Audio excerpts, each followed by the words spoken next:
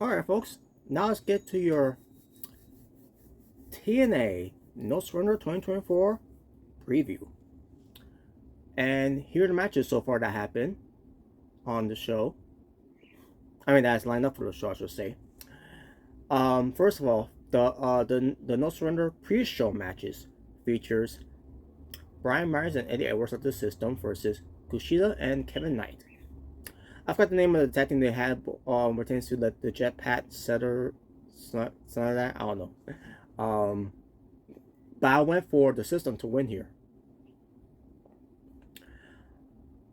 And the Rascals, Trey Miguel and Zachary Wentz versus Trent Seven and Mike Bailey, Speedball Mountain. And I went for Speedball Mountain here. And now for the main card, we got PCO versus Kong. With Kong, I could see him winning the match. And I think the next match they could do, or maybe this could be a no contest because these two are monsters and all that. So you want to protect both monsters here, and you could do another match between these two guys. But this time, Monsters Ball. Yeah, I would definitely see that happening. Josh Alexander versus Simon Gotch, where I do see Simon Gotch winning here. Especially now that Josh Alexander's is feeling a little different now that he doesn't want to be there no more. Which sucks too because he only was there in TNA because of Scott D'Amore. And by the way, I need to talk about his contract situation. By the way, that's one thing I forgot to talk about as well, when it comes to being in the asylum, which Omega Red brought that to my attention at the time. But I forgot to mention that. That'll be for another time though, not for this video right here. But I'm going with Simon Gotch for the win here. So I think it's fair for Simon Gotch to win here because I think it's a way for Josh Alexander to return a favor here after a year ago they had in the match. So we'll see that turns out to be okay. The TNA World Championship Normal Contenders match against pertains to Frankie Kazarian and Eric Young.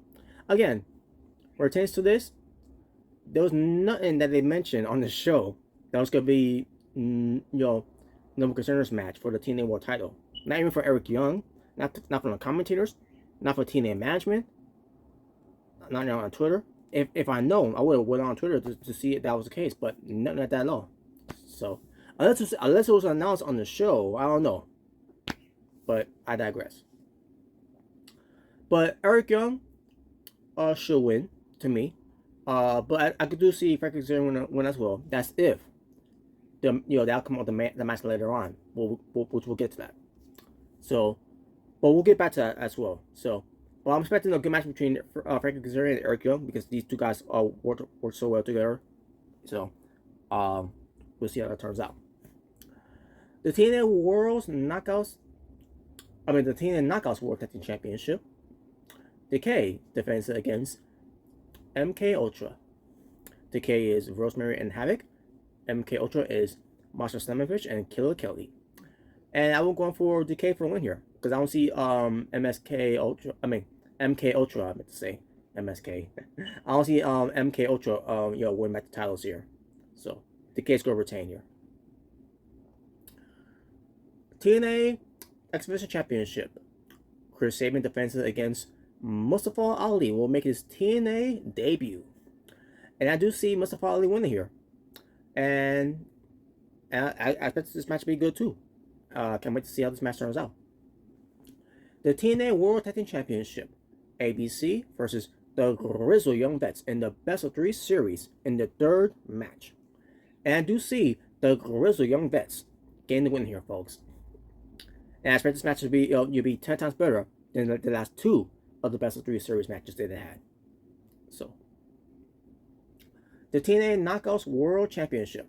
Jordan Grace defends against the quintessential diva, Giselle Shaw.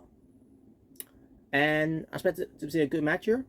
And I do see Giselle Shaw win the belt here, especially how Jordan Grace of her feelings now after what TNA did, what Acton did for firing Scott D'Amore, because Jordan Grace would not have re-signed with TNA Wrestling at the time, when it was in Impact Wrestling.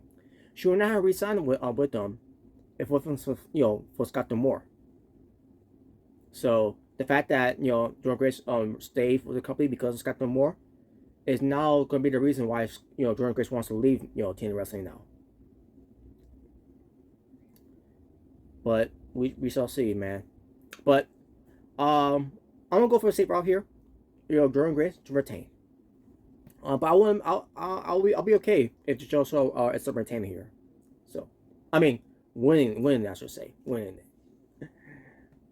And finally, the TNA World Championship. No surrender rules match, by the way. Moose defends against Alex Shelley. And I expect this match to be obviously amazing. From the last match they had.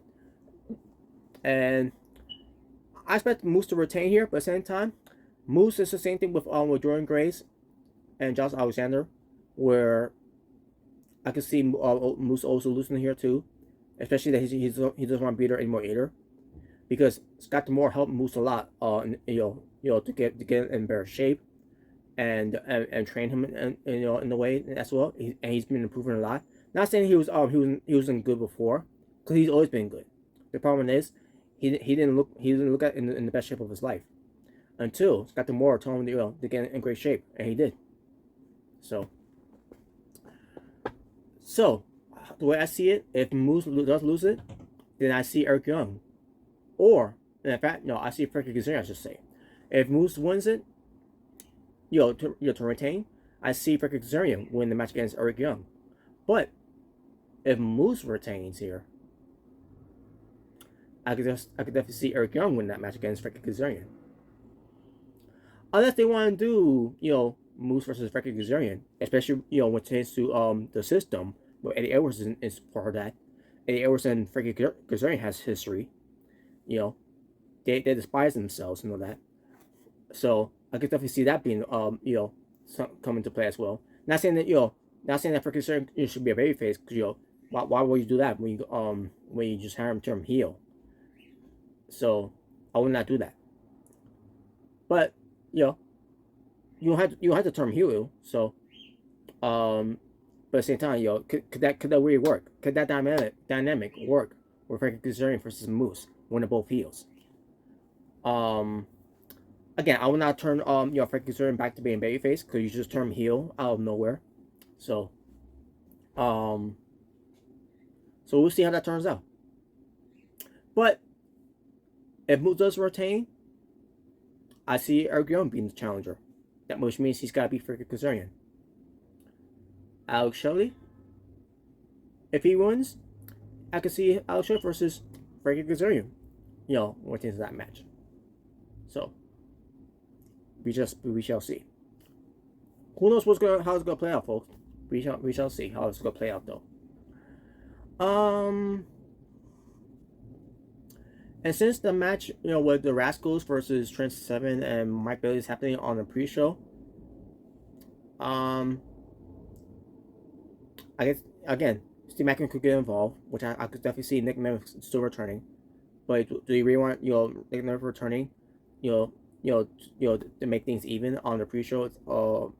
But I don't know. We'll see what they do. But that's much it, folks. That's my preview for it, and there you go. Not much to say about it and all. It also makes me wonder about Chris Sabin too, by the way, because Chris Sabin, he's got a great relationship with Scott D'Amore as well, which is why he I remember they said something about before that Chris Sabin ends up being executive producer for TNA Wrestling. At the time was going to Impact. So he got some say what goes on, how the show is and all too as well. So but who knows how he's feeling about this whole thing too, which is why I think Anthem is good. It's probably do some spring cleaning, to say the least. So I got more to say about about this whole thing with Scott D'Amore and Anthem situation, which I'll do that for another time, not here. But there you go, folks. That's my preview pertains to the for this show. So we'll see how how the show turns out. So that being said, that is it